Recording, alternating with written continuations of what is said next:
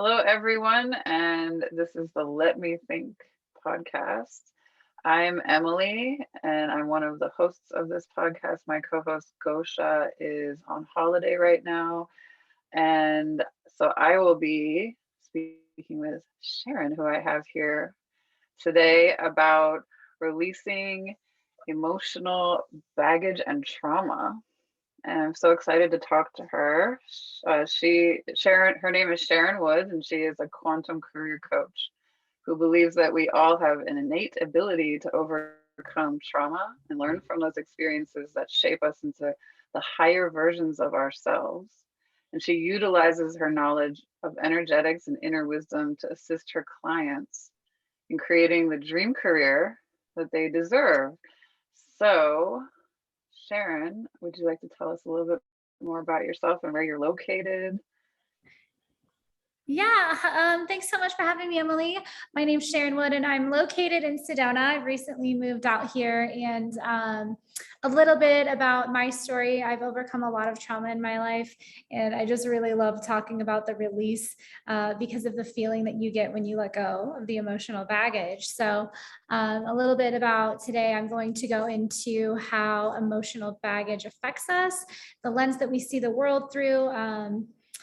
How we can release it and what that looks like and like really practical stuff. So yeah, thanks for having me. Oh, great. Yeah, that all sounds very useful for a lot of people out there. And yeah, the reason I asked you to do this is because it is a personal interest of mine as well. I mean, I would hope it's most people's interest to release some of their baggage and trauma. But some of us really take a focus on it when we see that we need healing. So yeah, let's dive right in.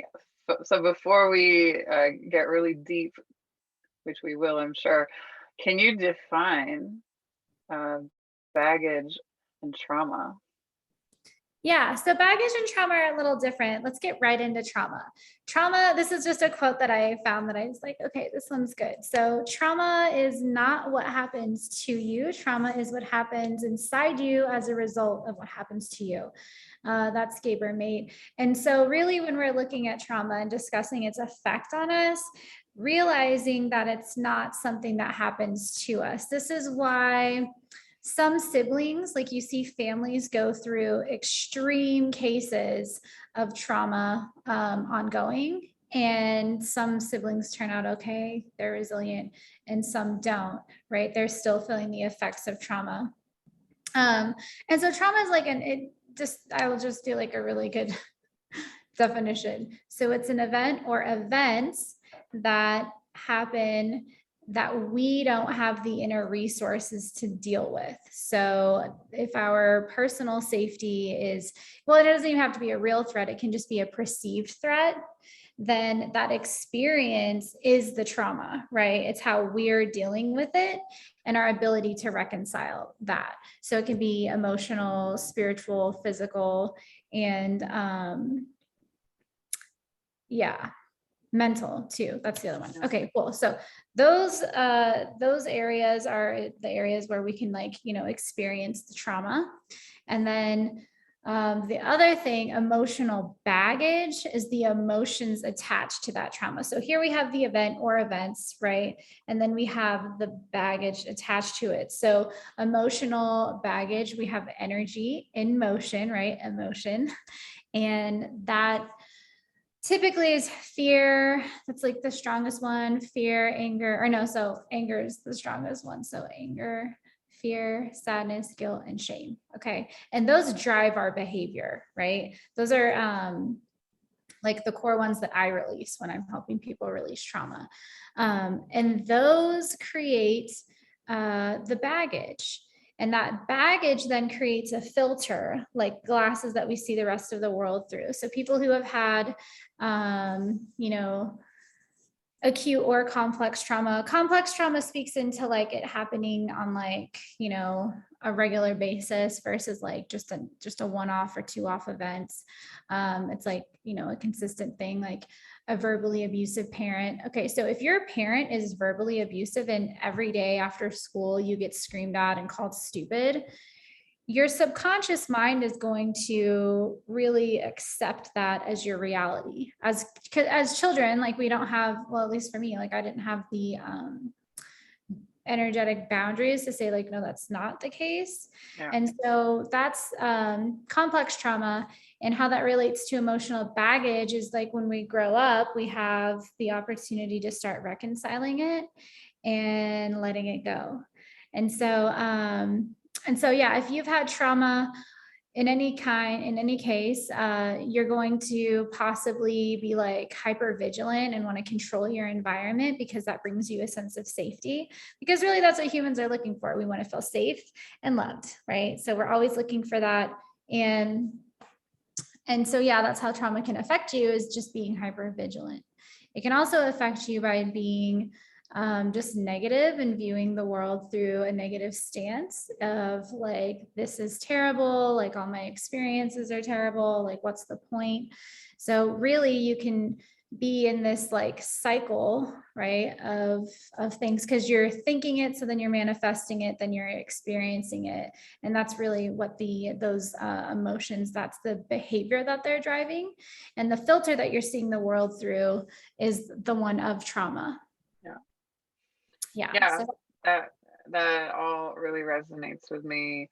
And it's been interesting to me as an adult, because I think as children we all experience something uncomfortable, and some of us experience more extreme trauma than others. And like as a kid, you don't really usually have the emotional awareness and just, I guess, like worldly experience to know, oh, this event I'm experiencing right now is like life shattering, or like watching something really traumatic happen to someone. I mean, whatever it is, I won't go into all the different ways that could happen, but like something really traumatic that you witness or experience, you just can't stop and say to yourself as a kid, like, I need to process this right now, or this is big, or whatever, because you're just seeing everything in your life as this is normal life. You don't know any different, right? But anyway, as an adult, I've been thinking about how when something traumatic happens, how can I like slow down and process it in the most healthy way? Because I do think we need to do something right away. What do you think about that? Do you agree with me? Because I mean, a lot of people like won't face what happened, and then 10 years later, that they have to go to therapy or whatever it is and like process it. But what can we do in the moment when we know we're experiencing trauma? in the moment, just being aware of what feeling you're experiencing. So this is something that I help my clients with that are experiencing pain. And it comes from German New Medicine, which is like 20 years of backed science into the study of how emotion causes physical pain, right? So we have mental, emotional, spiritual up here, and that's where we'll have pain. And the last place that we feel it is our physical body. So, and this is so easy. This is the most simple thing. Whether you're experiencing, and it doesn't have to be a really severe thing, like seeing a car accident or seeing someone murdered or anything like that. Like if your internal resources aren't equipped to deal with the thing, it could be as simple as like, when I was a preschool teacher, this little girl got a bloody nose and I almost fainted.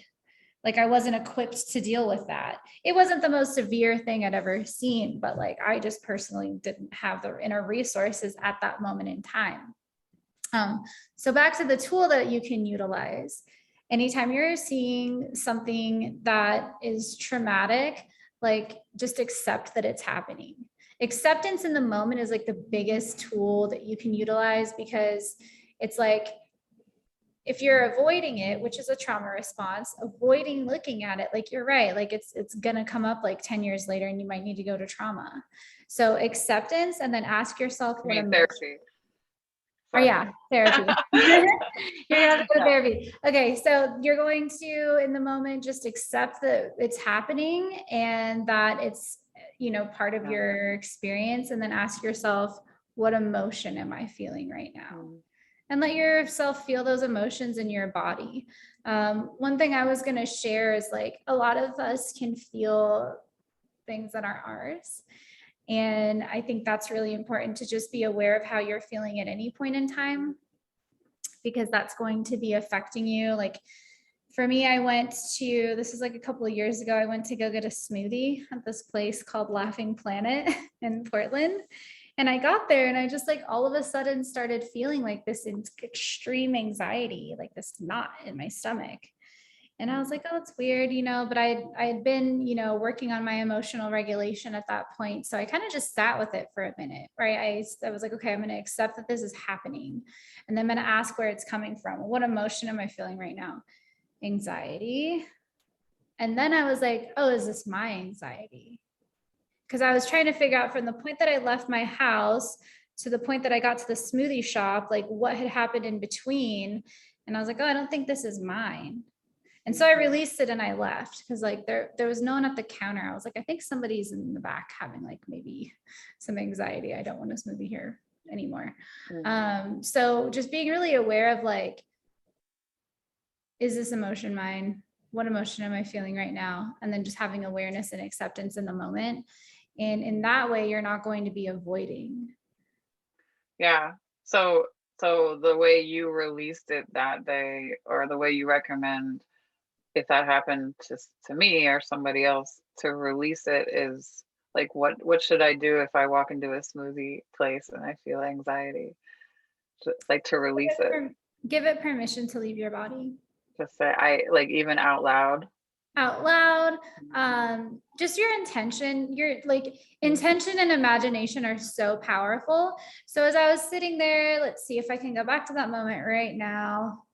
I was sitting there, I was like, where's the person to take my order? And then I was like, well, I'm feeling anxiety. And I was like, oh, that's kind of weird. I wasn't feeling it when I left my house. And oh, is this mine? And that's not something my therapist taught me, but my therapist did teach me to just be like accepting and aware.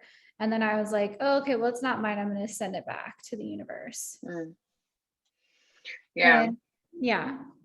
But what can happen if you're really empathic, and this is something that I'm learning in Sedona because my senses are a lot stronger here and it's kind of hard to calibrate. So before I even leave my house, I will just build an energetic boundary around myself. Or if I'm seeing clients and I'm like starting to feel things like extreme nausea when I'm doing sessions, which has not been the case in Portland, at least, I will just be like, oh, okay, that's not mine, and I can let it go. And emotions are meant to flow like water. So you can just, okay, this is happening to me. Even if it happens for like a few hours, like I had one the other day that was like, it was like sadness, grief, and anxiety and nausea about this person's job. Because I think that like people in whatever position they're in, anytime people make a job change, it's like, it's, produces all of those feelings. And so I had to sit with it for the length of the session. And just afterwards, like it maybe took a few hours to just like totally release it from my body. And like water is very helpful for that. So we've talked about, trauma and emotional baggage. So how emotional baggage and trauma are different is like trauma kind of speaks to the experience and the thoughts that we have around it. And then the emotional baggage is like, have you ever seen that show? Oh gosh, it's like there's just people with suitcases that have something in it. Like, I just imagine that it's like a game show, right? And you have all of this baggage, right? So if you're trying to go somewhere, like let's say I was going to like hop on a plane and I wanted to go to Miami today for like the weekend, but I have like all of this baggage, right? That I have to take with me. Like, it's going to be miserable. It's going to be really hard to go anywhere. So that's like the visualization, like oh yeah, like I'm going to the beach. It's going to be so much fun, except for I have 2 tons of luggage to carry with me. Yeah. I mean, it's so funny that you just said that. It's like you read my mind. Yeah. Are you trying to? But like, Miami? No. I wish. I love Florida, but no. So I was gonna tell you a little story as part of all this, because well, first of all, before I get to the visualization of like the suitcases, Sometimes when I think of the baggage we carry, I like to think about Jacob Marley from the Christmas Carol, Charles Dickens. Scrooge is in his apartment and his old business partner in spirit form arrives, Jacob Marley, and he says, "Look at me, Scrooge. He has chains all over his body constricting him that are pulling on these like suitcases and lock boxes and safes and all these heavy things." He says, I wielded this in my life. I don't know. I think of that too. Like you have to, I mean, that's not exactly the same thing, but because it was like he chose to do certain bad things in his life and now he has to carry them. But it is kind of like that. Like you can barely move if you have all this baggage and you haven't faced it. But also about the suitcases, I've had multiple dreams in my life where either I'm at an airport and someone has either lost all the baggage for me and my friends, or I can't find it. Like I missed my plane because I'm looking for it. I'm so attached to it that I can't even get on the plane and go to my next destination. Or I'm just told you can't take that. So I just get on the plane with nothing. And that's kind of exciting. And that is how life is, isn't it? You get to your next location, your next destination, you got to leave some stuff behind. But the most interesting one was like right after I had changed jobs actually, and I had a dream about my old coworkers, or was I still working there? I can't remember, but they were. It was a elaborate dream, but there was a part where I had to go to this like loading dock area where there was a truck, and it's very weird. There was like a dog and a person who I identified with later as like my spirit guides. That's a whole other story, but that they were there telling me you have to unload this baggage from this truck. There's all these boxes. It was suitcases. I think it was suitcases actually. And I had alone, in order to get in the truck and drive away, I had to unload everything. I'm getting goosebumps right now just telling you that story. That was a crazy dream. I mean, it wasn't crazy. It made total sense. So I think it's so interesting that we use the actual word baggage, which is the same word we use for the stuff we take on the airplane with us. Do you need all that stuff? And how do you release it? How do you let go? Well, from my point of view, this is just like what I've been taught is like we have emotional events that have a charge on our timeline, right? And we go through those to learn lessons. So any emotion that sits on your timeline is just a lesson to be learned. And in that way, you can release it really easy as soon as you have the lesson. So I don't know if you've been to one of my quantum time releases, but that's what we do. We go back on your timeline. We release fear, anger, sadness, guilt, and shame, and we get the lesson. Because once you get the lesson, like energetically, you clear it. I've had people say that they like, just feel like a weight's been lifted. Kind of like, the Scrooge analogy you're using. He's chained down, right? So we can imagine like we're chained down to this experience. And I'll just share like one of my timeline things that I went back on recently.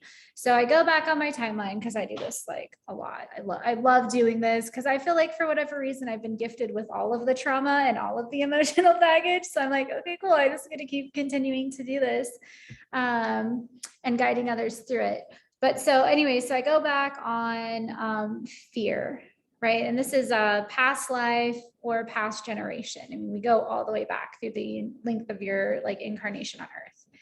And I'm walking through the forest and I'm like a younger boy but like a warrior.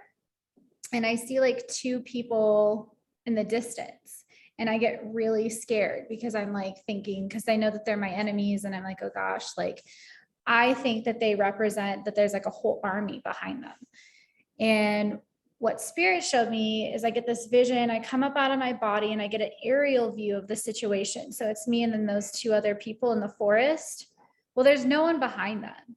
So the lesson there in fear, why I had this experience and why there was such a such a strong charge to it was that if you could see what spirit could see, like if you could get an aerial view, you would never be afraid of anything Right. in your life. There's not one experience that you would actually be afraid of, because all of these experiences are just lessons, right? So we don't have to. You're taken care of. You're being Yeah. given exactly what you need. Yeah, Sometimes you're it's equipped to deal with anything. And so that's just one of them. And what I've seen people go through this particular session and just release those emotions. And then to one limiting belief. That's the other thing. We were at the very end, we release one limiting belief. Mine are always around like being smart or capable or loved. And that's a trauma response. So like, let's say when I'm a little girl, I experience my parents fighting in a really like violent way. And I try to console my mom and she tells me to go away. Then I'm going to like experience rejection, and then also develop some beliefs around myself, around being wanted, loved, accepted, needed, capable of consoling someone. So it's in those events that we develop all these limiting beliefs around ourselves. So that's how I help people. And if somebody wanted to start to do this work on their own, forgiveness is the most powerful transformation agent on the planet. So forgiving my mom for rejecting me in that moment, because I can like view it as, okay, she was having an emotional experience and didn't want me there. And that's fine. It doesn't say anything about me. yeah. Yeah. Forgiveness and gratitude, I find, are extremely powerful. Forgiving yourself is a big one. I find that once I was doing yoga. I was in Bali, in Ubud, Bali, at a really beautiful yoga center they have there. And I don't know why it only happened when I was there, but I was doing yoga and they had us in some kind of backbending pose. She must have said, like the instructor must have said something, and all of a sudden, I don't know, this overwhelming feeling of forgiveness came over me. And it was so freeing and liberating. I was like, wow, how come I never thought of that before? Yeah. Well, it sounds like you had a really beautiful place to be, doing forgiveness work, and not all of us get that opportunity. But what I see, and this is something that's like really common, is people have such a strong bond with the story of whatever it is. Like, how could I forgive this person? Because that victim role, that mentality, and that story that you're telling yourself creates a dopamine hit in your brain. Yes. So then you stay, connected to it. And when I'm like, oh yeah, forgiveness is the most powerful transformation agent, people are like, well, I can't forgive because all these reasons, right? And they like list out. And forgiveness isn't a gift that you're giving another person. It is not you saying that you're okay with what they did. Forgiveness, let's see, what do I have that I could show you? Just basically, like, let's say this water bottle, right? This is all of the mean things that a person said to me in grade school. I got picked on a lot. Okay. Then I accept that, right? And then I'm carrying this around and I kind of have like bad posture because of it. And then I'm not really good at making friends. That's because I'm still holding on to this. So energetically, if I wanted to release this, I would say, so-and-so, I forgive you for saying that I look like a monkey. And so-and-so, I forgive you for saying all these things, because I know that perception is projection. So that person is searching for power by being a bully, because that's really where bullying comes from, is because they're feeling powerless. So they're projecting that onto you, that you're powerless because, you look like a monkey, because I have these. So anyways, when you forgive, you're not saying, hey, like what you did was okay and blah, blah, blah, blah, blah. Let's kumbaya by this fire. That's not what you're saying. What you're saying is like, here, you can have all of these things back. And then look at me now. I have beautiful posture and I'm really good at making friends and like all of the things. And I really enjoy my ears, right? So that's forgiveness, is you're giving the emotional, which is right, energy and motion. You're giving the emotional charge back to the person because you're not going to carry the weight of their decisions anymore. Yeah. I actually really needed to hear that, because I've been working on forgiving my childhood bullies too. I have found myself in a situation where my daughter is about to go to the same elementary school Oh, that I went to, and it was not a great experience for me. I've been avoiding her at all costs going there, but it's like the universe is pointing us in that direction. So, yeah, it's like she's fine. Maybe I don't know what will happen to her, but she'll be fine. But it's like my own baggage about all that. I really hold a grudge against some people. I need to consciously. I mean, I already knew that before this podcast episode, but it's good to hear it again. That I need to consciously realize that it's like it's all in me. It's on me. It's my responsibility to release that by forgiving them. What it's do you gonna think? feel so good when you release from that. And it's an ongoing process. Forgiveness isn't a one-time deal. Forgiveness isn't a Yeah, one-time that's deal right. because you'll come back to like, okay, well, in Sedona, everybody's really familiar with the Hathors. So I'm just gonna show your listeners, like my ears stick out like these beings called the Hathors, or like an elf, or like in my adult life, I've been I've been really well received for that. And so it's like, Yeah, that's beautiful. However, if I was going through the experience of like getting that again, then it would kind of come back and I'd be like, oh no, I still forgive you. Oh, what if I ran into the person that did, mean things to me? Then you see them and you're like, oh, I still forgive you. Like there's a good chance that you could run into that bully if your daughter's going to the same school. Maybe their kid's going to the same school, but the best thing that you could do would be to equip her with the inner resources to deal with bullying. Like if my kid got bullied, I'd be like, let's pray for that other kid because their home life probably is really rough. If you're a child bullying another child, you're probably feeling extremely powerless. Your home life's probably really stressful. And the only way you know how to deal with that is to take it out on somebody else. yeah, that's right. You're right. Yeah. Doesn't Yeah. help your inner child to hear that though, because the inner child wants to just be like, no, well, they said this about me and I didn't like it, and you just have Mm, to, in any situation, you always just want to focus on the victim anyways, and yeah. just love on them. And, I mean, when it comes to kids, and I think probably adults, that's what I learned in human development. If you have two kids fighting, like focus on the kid whose feelings are hurt and really like show the other kid that they're not going to get attention by being a bully, and try to give them more positive attention in other Mm, ways.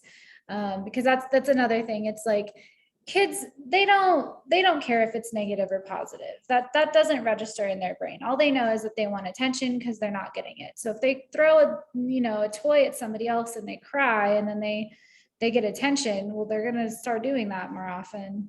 you know yeah. so Yeah. That's right. um but yeah, so back to releasing the emotional baggage and the weight of your past, like let that go. Whoops, somebody's trying to I was scared something would happen. Yeah, we're good.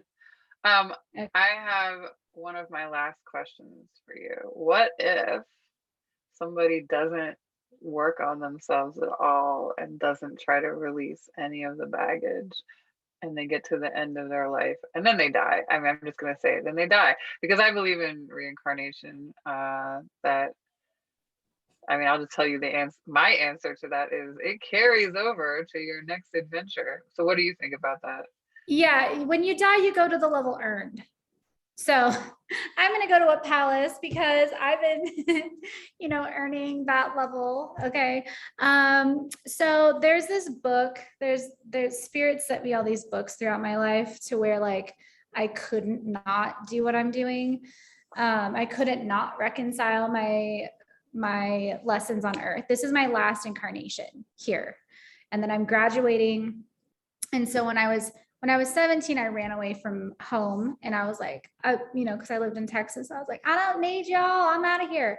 I run away. I run away to Oregon. And when I get there, I'm at my sister's house and she's like, hey, did you order this book? It's called The Path of Perfection. And I'm like, no. She's like, well, it just got here at the same time that you did. Okay, Ooh. I started to read that book and it talked about incarnation cycles and how, we have X amount of time. I want to say it was like 26,000 years in a cycle. And in that time, this is like a schoolhouse and we get to perfect our soul. And when I got to that point, like I just quit reading it. I was like, okay, cool. I have a lot of time to figure that out. I have, like I assumed I was kind of more on the, like, just starting that. Right. But I'm actually at the end. And so, so fast forward 13 years, back in October of last year, I was getting ready to move. Spirit was like, put all your stuff in storage and you're just going to be on the road. And I was going through all of my stuff of like, do I want to keep this? Is it important? Well, I got to that book and I was like, wow, this is like, I really wish I would have read this. And I've started reading it, and it talks about the things that we go through in this life. And I think it's really funny because everything that I've ever sought out in another person, like a spiritual leader or a class or course or whatever, it's in that book. So spirit really hooks it up on that. Yeah, it was, wow. It was just one of those like aha moments where it's just like a good reminder that everything that we need, we already have. That was really just the lesson there. But I believe that when you come down here, and for me, I feel like my stuff's ironclad. If I'm not doing this, it's very obvious. Like if your life right now is super unmanageable and you hate certain aspects of it, it's because you're not doing what you said you would do. Okay. Yeah. And so Spirit's going to send you every sign to say like, here, come back to what you said you would do. And then when you die, you get to have another cycle. Yeah, I like how you put that. It's not, I don't really see it as like a bad thing, but no. It's why we're here. It's just learning, and you go to the level earned. So what do you think happens? Oh, well, wait, before I tell you that, can you repeat the name of that book? The Path of Perfection. Okay. Do you know the author? Let's see. Doesn't matter. It's okay. Yeah. Okay. It's like if you put in The Path of Perfection, the spiritual teachings of, and then I forget the guy's name. All right. I forget it because it just showed up in my house when I was 17, and I really didn't care back then. I was like, oh. But awesome. But it talks about, it talks about a lot of really great stuff, and that's not the only book that's just been like given to me. Like I got the Urantia book at 14, which talks about different alien races. And so I feel like, when you die, like when I died, like let's say I didn't, my story is getting clean and sober off of drugs and coming back into a life of service. Let's say I didn't do those things. When I die and I'm being judged, right? Like weighs your heart against a feather, and there's all this resentment because this, and this happened. Spirit's going to be like, we sent you a book at this age. We sent you a book at this age. Like you don't have any excuses. And so that's really what I feel the books are. No excuse. No excuses. Yeah. Yeah. So to answer your question, what I think is similar, and also I am always open to being wrong about things. I don't think I have all the answers, but I believe from my experience that we plan before we come here almost everything that happens to us, especially all the big events. I haven't made up my mind about every single thing because that would mean we have no free will, which doesn't make sense, but maybe our human brains don't understand free will. But anyway, but yeah, so I think we plan it out to learn the lessons that we need to learn. I think we are here, like all the trauma is a gift, maybe that we even planned for ourselves, like a gift from our higher selves to ourselves to learn the lessons that we can, the greatest lessons we have the potential to learn. So I was just telling somebody the other day, you are given the most pain you can possibly handle in your lifetime. Like I feel like you're given the threshold of the craziest trauma you could have, that the universe knows that you can handle, so that you can heal and learn from it. And that's what I've been believing recently. But yeah, a general answer is I think we incarnate in various forms, and who knows if it's in a chronological order, if time is even real, but that we keep coming back to learn the lessons. And some of us in our lifetimes, or all of us at some point in some lifetime, will get very close to enlightenment and get there. That's what I think it's all about, to getting back to the oneness. And then if we are able to reach that enlightened state, it's a lot of us turn back to help others and come back to this life. But I certainly don't have all the answers. I suppose what I believe is very Buddhist. Yeah. Well, and I think it's different for everybody. I think we have so many different beings from all over the galaxy here right now that it's so different. I think my soul came here because they were curious, like Yeah. what it was like to have a human incarnation. And in that way, I don't feel an immense amount of pressure to do anything, but just experience. But I know that for me, the spiritual practice that I have, I've surrendered to a higher power, and then I live out in service. So those two things, Yeah. if I step away from that path, my life starts to get, unmanageable. And then I can always come back there, and I think helping people is like the main thing, and getting over like the emotions and just letting them flow. I think for me, I was not able to do that, and I just wanted to hold on to everything for so long that it was like, just figuring out emotional regulation has been like the best thing. Like, and I think too, like if you're a sky being, right, and you're like watching Earth, you're like, oh, I wonder what do emotions feel like even. So maybe we come here to feel emotions, and pain's a really strong one. Sadness is a really strong one, and I think they're equally as important as all the good ones, right? Because how would we know these were good if we didn't have Exactly. Yeah. these bad ones? And then as far as time goes, I think everything's happening right now, and it's a spiral. And I think about how I forget what book I got this from, but so like imagine like a chessboard. You're all the players, okay? Yeah. But it's like there's 1, 2, 3, 4, 5, 6, 7, 8, 9, 10 for like infinity. And you're okay, like maybe in this life you're a quantum coach, and in this life you're a maid, and in this life you're a social justice warrior. So at any given moment in time, you're all these different things, and you can access all those different lives too. I've done it, and it's really helpful. Some of the things though lately that are coming up are kind of spooky. Like I think many of us have had lots of incarnations where we were, warriors, and would have had, to see some pretty nasty battles.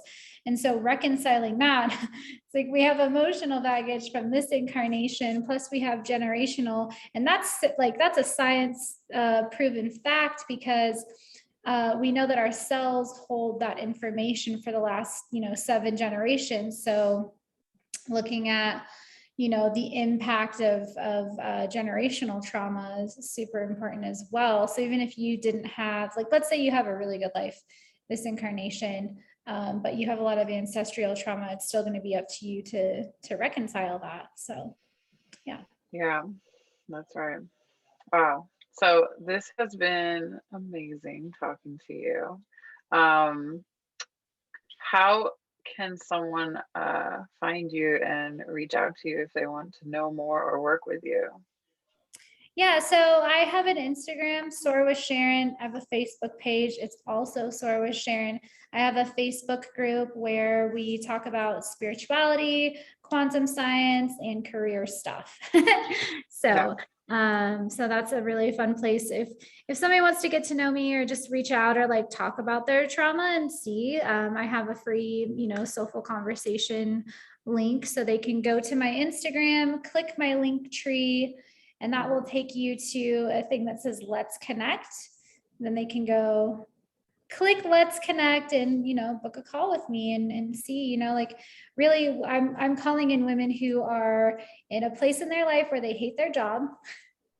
And here, and I can explain this too. They hate their job, and like the people that they work with, they feel like they don't like people don't respect them, and they're just looking for a way to manage that and really release that and get over it.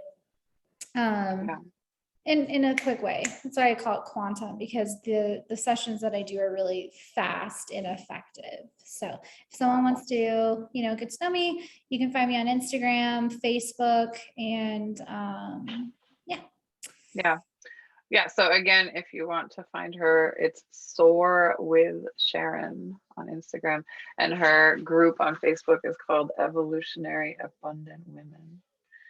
So awesome. Yeah. And again, my name is Emily. This has been another episode of the Let Me Think podcast. I am a spiritual coach, a meditation instructor. I also read tarot. The thing I do the most, though, is write about spirituality. So you can also find me on Instagram as Wellness Oneness, and my website is wellnessoneness.com. And we will be back soon with another episode. Thank you, Sharon. yeah, thanks so much for having me, Emily. Bye. Bye.